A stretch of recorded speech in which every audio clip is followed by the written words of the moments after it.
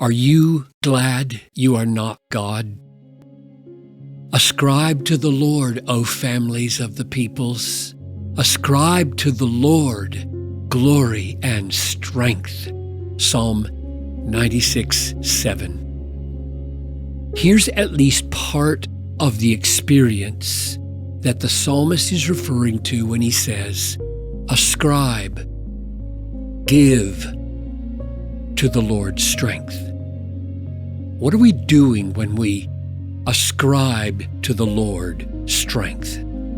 First, by God's grace, we give attention to God and see that He is strong. We give heed to His strength. Then we give our approval to the greatness of His strength. We give due regard to its worth. We find His strength to be wonderful. But what makes this wonder that we experience a giving kind of wonder, give to the Lord's strength, is that we are especially glad that the greatness of the strength is His and not ours. We feel a profound fitness in the fact that He is infinitely strong and we are not. We love the fact that this is so. We do not envy God for His strength. We are not covetous of His power. We are full of joy that all strength is His.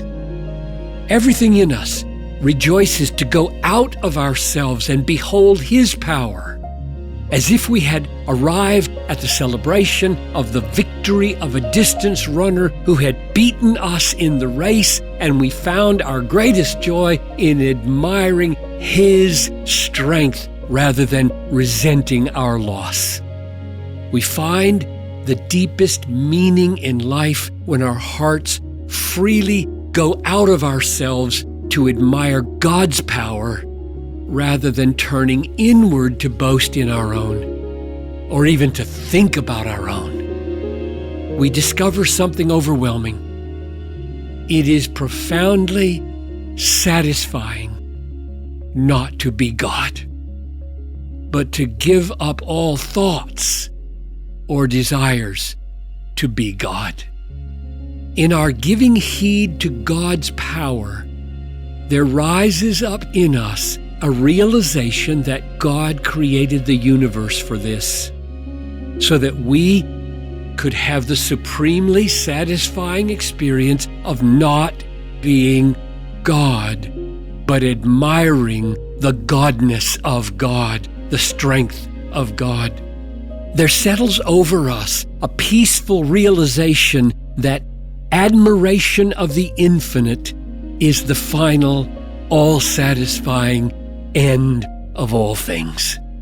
We tremble at the slightest temptation to claim any power as coming from us. God has made us weak to protect us from this. We have this treasure in jars of clay to show that the surpassing power belongs to God and not to us. 2 Corinthians 4:7. Oh, what love this is, that God would protect us from replacing the everlasting heights of admiring His power with the futile attempt to boast in our own. It is a great gladness not to be, but rather to see God.